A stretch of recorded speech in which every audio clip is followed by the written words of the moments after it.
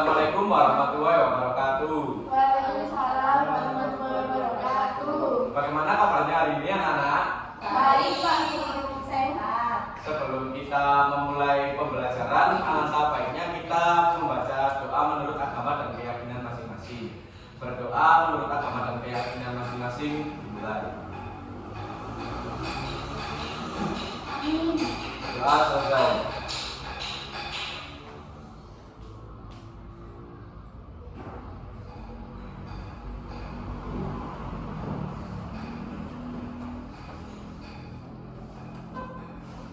Hari ini kita akan belajar yakni membaca dan menulis. Apakah ada yang tahu artinya membaca dan menulis? Tidak. Ya baik, membaca adalah kegiatan melihat tulisan lalu memahami artinya saat membaca. Kita tidak hanya menyebutkan kata-kata, tetapi juga mengerti isi bacaan. Sedangkan menulis adalah kegiatan menuangkan pikiran dan perasaan dalam bentuk tulisan. Membaca dan menulis sangat penting karena membantu kita untuk menambahkan pengetahuan, menyampaikan ide, dan berkomunikasi dengan orang lain. Sekarang coba perhatikan teks bacaan berikut ini dengan baik-baik ya. Ya.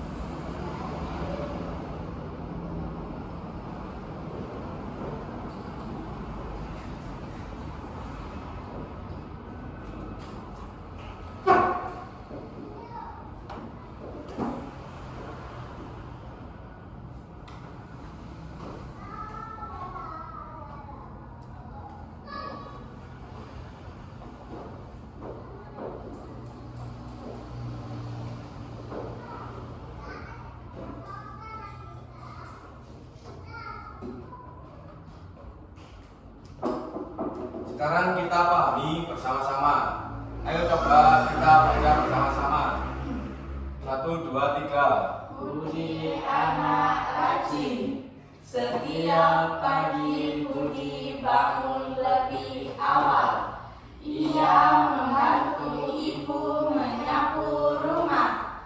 Setelah itu Budi bersiap untuk sekolah. Guru dan teman-temannya menyukai sikap Budi. Saya mempunyai pertanyaan dari kalimat ini. Siapa yang bisa langsung angkat tangan ya? Dari kalimat ini siapakah tokoh utamanya? Ya silahkan. Budi. Ya, baik. Betul sekali jawabannya.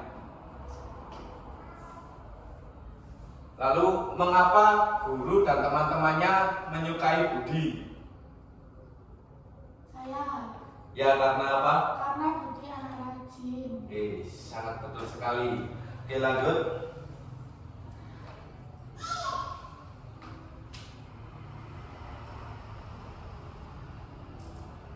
Jadi di sini kita belajar menemukan ide pokok ya. Apa sih ide pokok itu? Ide pokok adalah gagasan utama dari sebuah bacaan. Dari cerita tadi, ide pokoknya adalah Budi adalah anak yang rajin dan suka membantu. Cara menemukan ide pokoknya yaitu dengan baca teks dengan teliti, perhatikan kalimat yang paling penting, dan tanyakan cerita ini tentang apa. Bisa dipahami?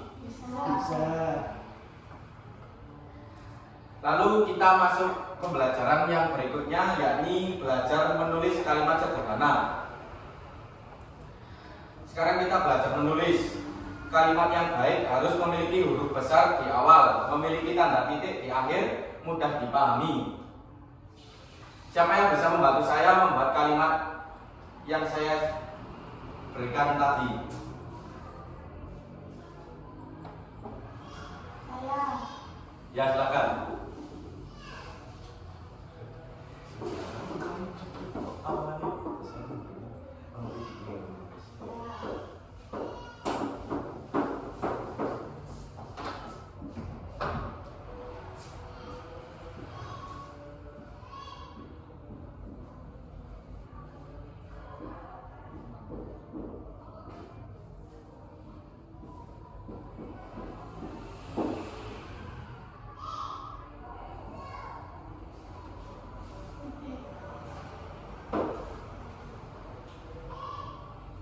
Sudah Pak Guru. Siapa lagi yang bisa? Saya bisa. Oh ya, silakan.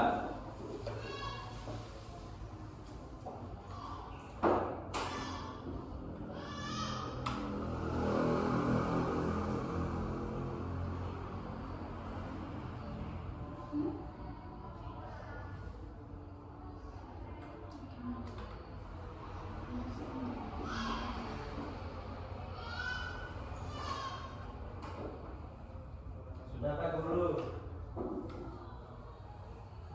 Terima kasih.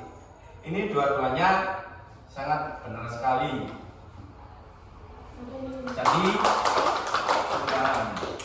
Jadi lain kali jika ada yang menyuruh membuat kalimat, contohnya seperti ini ya, anak-anak. Ya. Baik, kita lanjut ke berikutnya. Nanti kalian saya beri tugas rumah ya. Ya. Tugas rumahnya yaitu jangan lupa dicatat. Tulislah 2 kalimat tentang tokoh Budi dengan bahasa kalian sendiri-sendiri.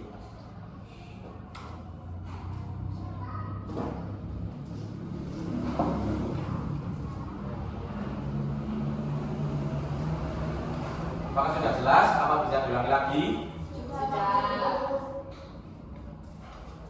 Ingat, kalimatnya diawali dengan huruf besar dan diakhiri dengan tanda titik ya. Ya. Baik, kita masuk ke materi yang berikutnya. Ya, ini materi yang berikutnya ada jenis-jenis kalimat. Yang pertama ada kalimat pernyataan. Apa sih kalimat pernyataan itu? Apakah ada yang tahu? Belum ada yang tahu ya? Belum. Ya, saya jelaskan. Kalimat pernyataan adalah kalimat yang digunakan untuk memberitahukan sesuatu atau menyampaikan informasi. Ciri-cirinya mengandung informasi atau pendapat, diakhiri dengan titik, dan dibaca dengan nada biasa. Contohnya,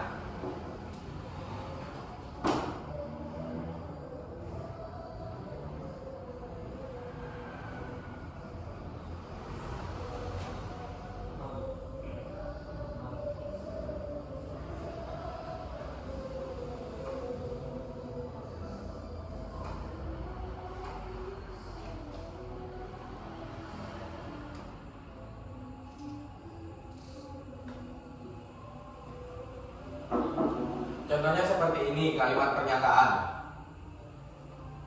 Karena kalimat yang saya tuliskan itu memberikan informasi. Jadi siapa yang bisa menyontohkan seperti kalimat berikut? Saya. Ya silakan.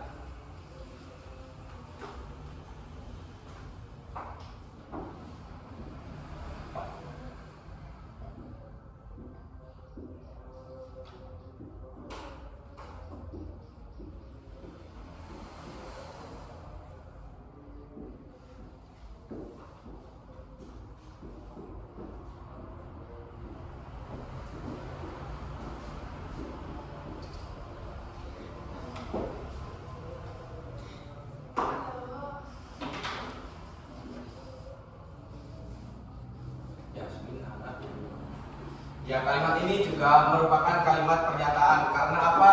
Kalimat ini juga memberikan informasi. Baik, terima kasih. Betul sekali, selamat mendapatkan hadiah. Terima kasih. Lalu lanjut, kalimat yang kedua ada kalimat tanya.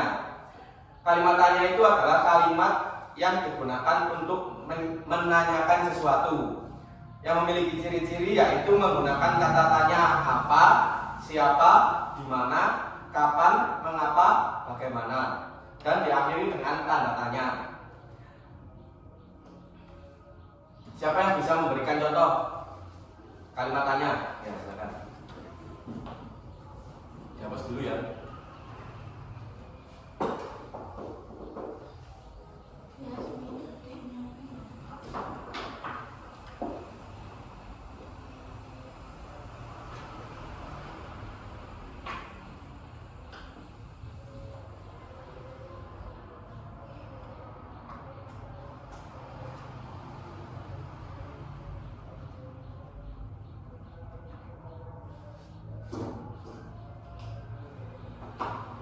Oke, baik sekali. Ini sangat betul ya.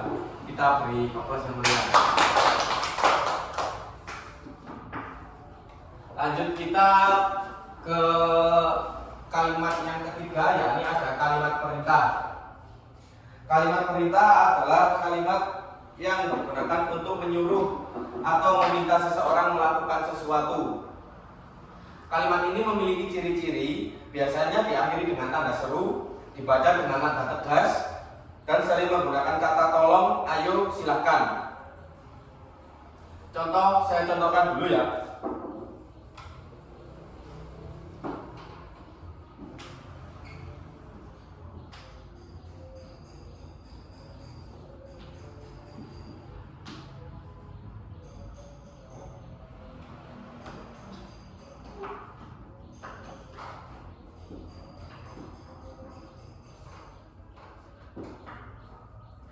Ya, ini contohnya kalimat. Ini contoh kalimat.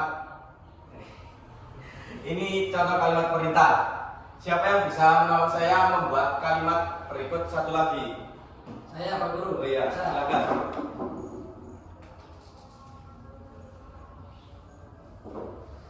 Jika benar saya kasih hadiah nanti.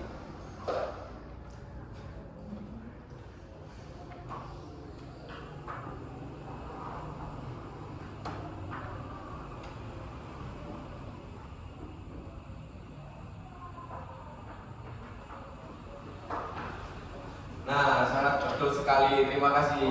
Ini adanya. Nanti jangan lupa dipelajari lagi ya, anak-anak di rumah. Ya.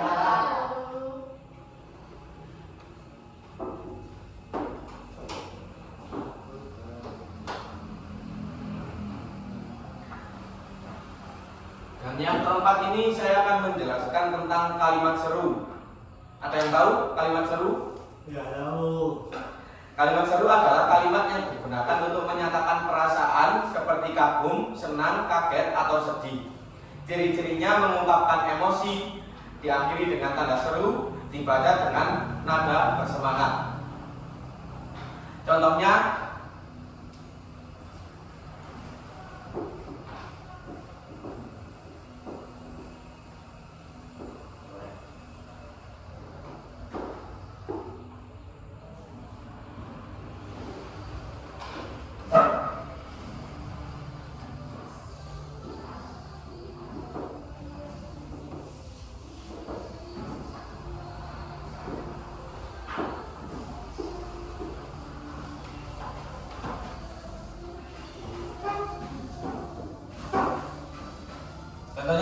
ini ya. Ini contoh dari kalimat seru.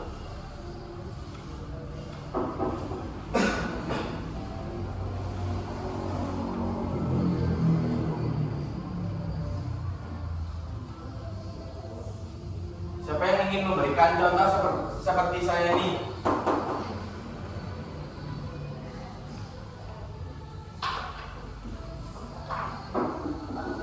Ya, nggak apa-apa.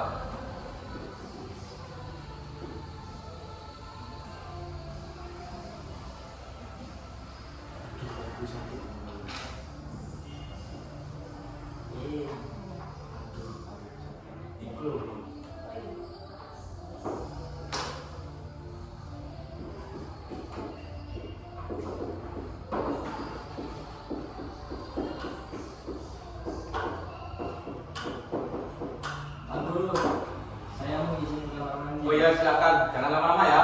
Siap. Oh ya, betul sekali.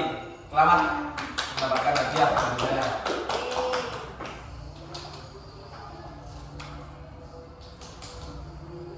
Baik anak-anak, kita lanjut ke materi yang berikutnya.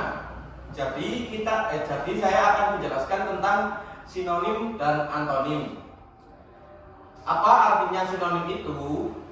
Sinonim adalah kata yang memiliki makna hampir sama walaupun bunyinya berbeda. Fungsi ya silakan masuk.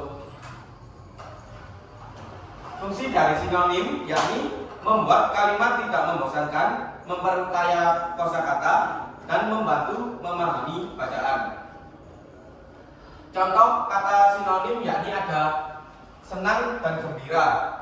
Ini kan katanya berbeda namun memiliki makna yang hampir sama.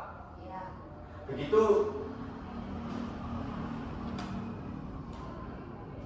Jadi sinonim adalah ini ya.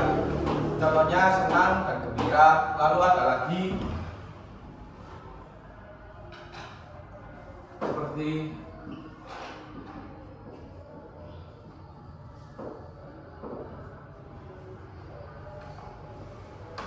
pintar dan cerdas. Ini kan katanya berbeda namun memiliki makna yang sama. Itu bisa dipahami ya anak-anak. Lalu saya lanjut ke antonim. Antonim ini memiliki makna yakni kata-kata yang memiliki makna berlawanan. Fungsi antonim adalah untuk membantu memahami arti kata, menambah kemampuan berbicara dan menulis, dan melatih logika berpikir. Contoh katanya yakni cepat dan lambat. Ini kan memiliki lawan kata cepat, lawan katanya lambat. Saya contohkan lagi ya, biar paham. Contohnya ada panas. Panas, lawan katanya apa? Dingin. Ya. Lalu ada rajin. Malas. Lawan katanya Malas. nggak bisa gitu.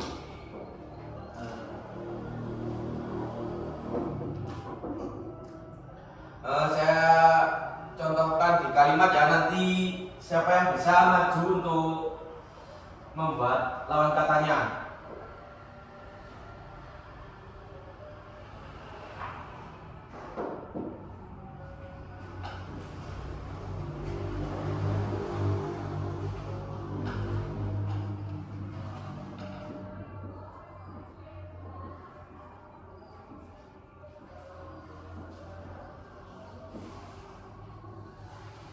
Siapa yang bisa membuat antonimnya?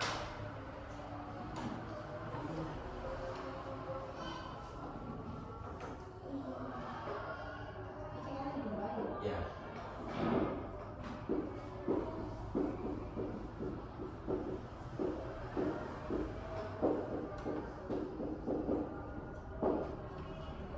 Ya, betul sekali. Bisa dipahami ya, anak-anak?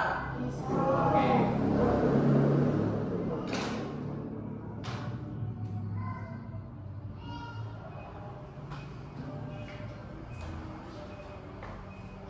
Kalau sinonim, sudah tahu apa belum? Mengerti? Sudah. Oke.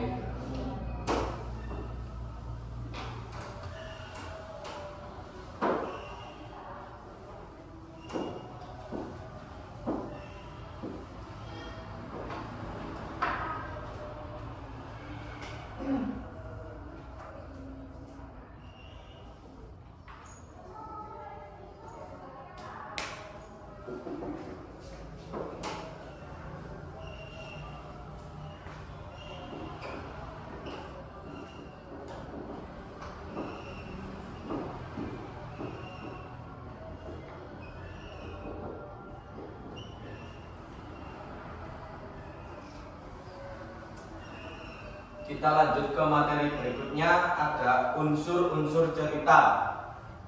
Cerita adalah kisah tentang suatu peristiwa yang dialami oleh tokoh dalam waktu dan tempat tertentu.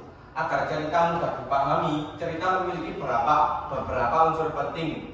Yang pertama ada tokoh, yang kedua tempat atau latar, yang ketiga waktu.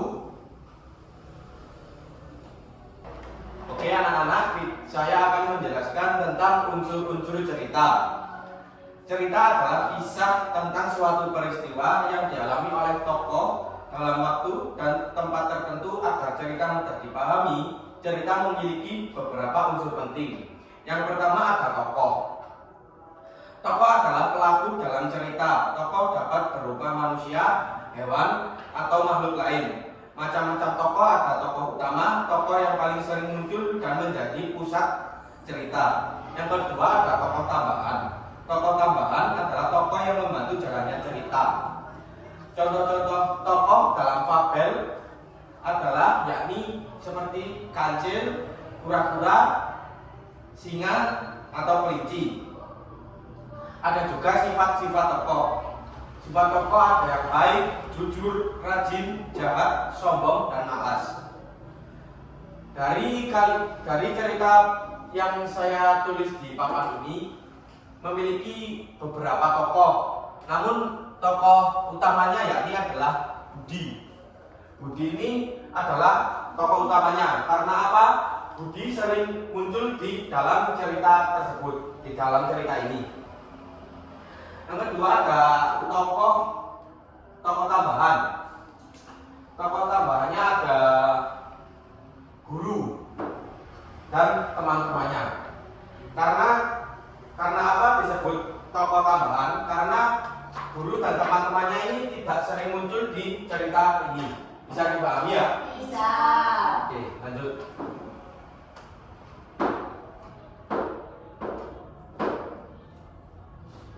Dan yang kedua ada tempat. Tempat adalah lokasi terjadinya peristiwa dalam cerita. Contoh tempat ada hutan, sungai, padang rumput, sawah, kandang hewan, dan lain-lain. Dari cerita ini, siapa yang bisa menunjukkan tempatnya? Apa tempatnya? Rumah sama sekolah. Rumah sama Ke sekolah. sekolah. Iya. Ya. Ya, baik, betul sekali.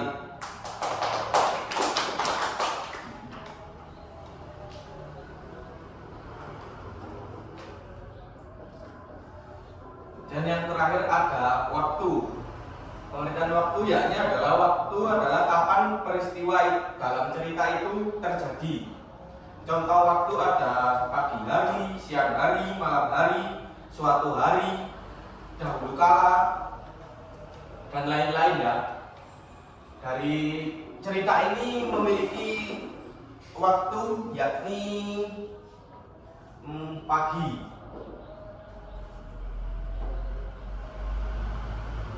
Ya, waktunya cuma pagi saja ya anak. Ya. Bisa dipahami ya? Bisa. Nanti dipelajari di rumah ya. Ya.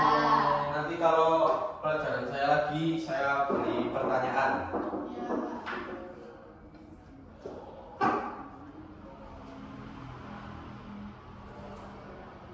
Dari cerita ini juga memiliki pesan moral.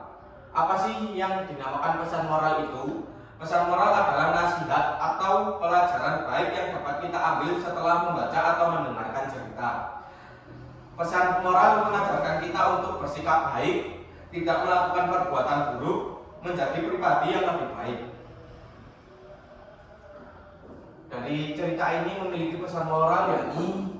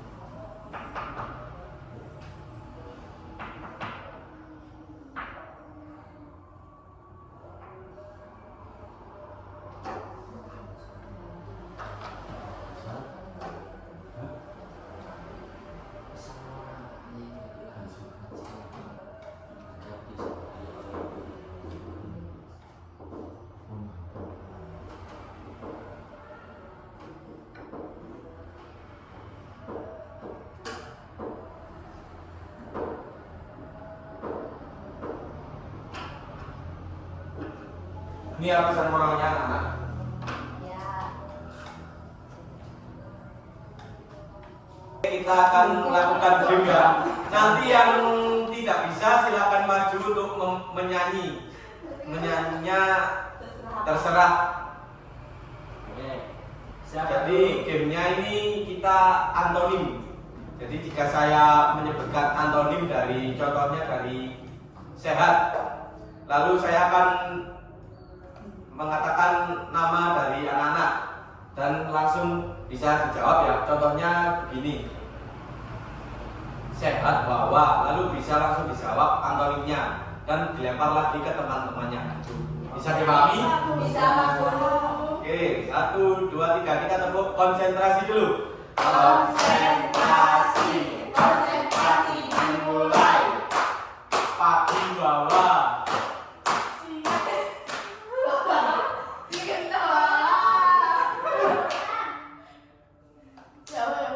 Ya, kita ulangi ya, kita ulangi. Di sini yang tidak bisa langsung maju menyanyi ya. Ya.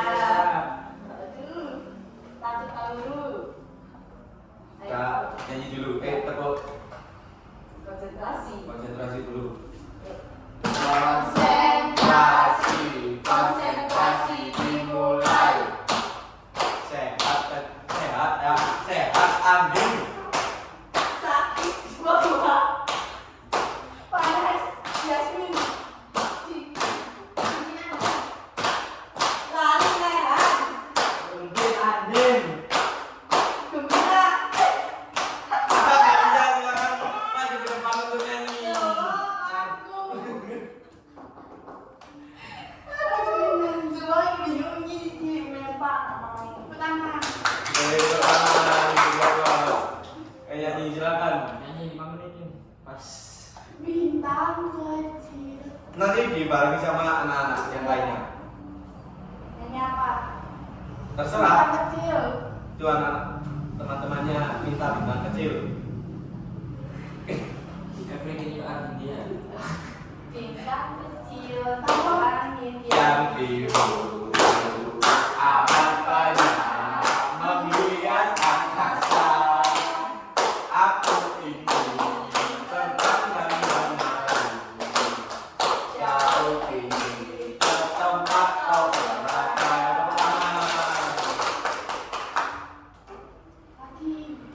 Lagi. Apalagi ya? Lagi. Iya, saya maju sendirian Ya, Pak. ulangi lagi ya. Ya. Bentar. Ya, ayo. Kita tepuk konsentrasi dulu.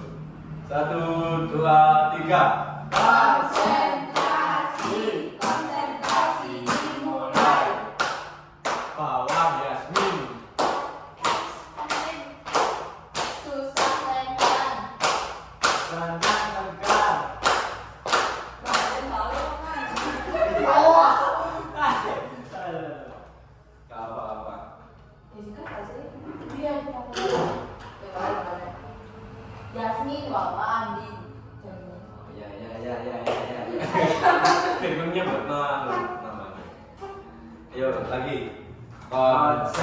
Konsentrasi.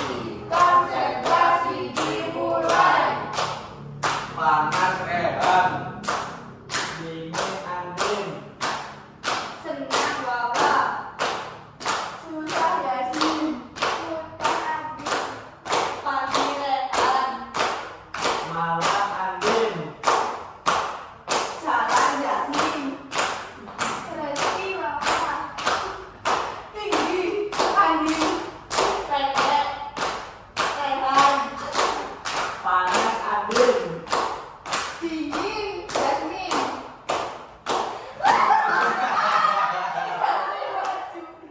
Silakan maju. Balonku. Tangannya. Balonku. Kayaknya balku. Nanti sama teman-temannya juga bersama-sama. Ayo satu. Ada ke teman-temannya, ada ke teman-temannya. 1, 2, 3. Balonku ada 5. Baru kawanannya. Cinta kuning padaku. Merah muda dan biru. Meletus balon hijau. Hatiku sangat kacau. Balonku tinggal tempat. Berpecah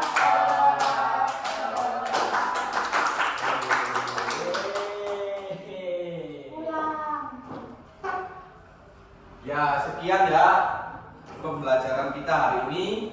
Bila ada kurang lebihnya, mohon maaf.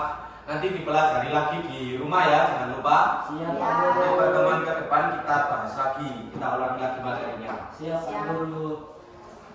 Sebelum kita menyelesaikan pembelajaran hari ini, alangkah baiknya kita berdoa menurut agama dan keyakinan masing-masing. Berdoa dimulai. Berdoa selesai. Baik, selamat siang. Sampai jumpa di pertemuan selanjutnya. Assalamualaikum warahmatullahi wabarakatuh. Waalaikumsalam.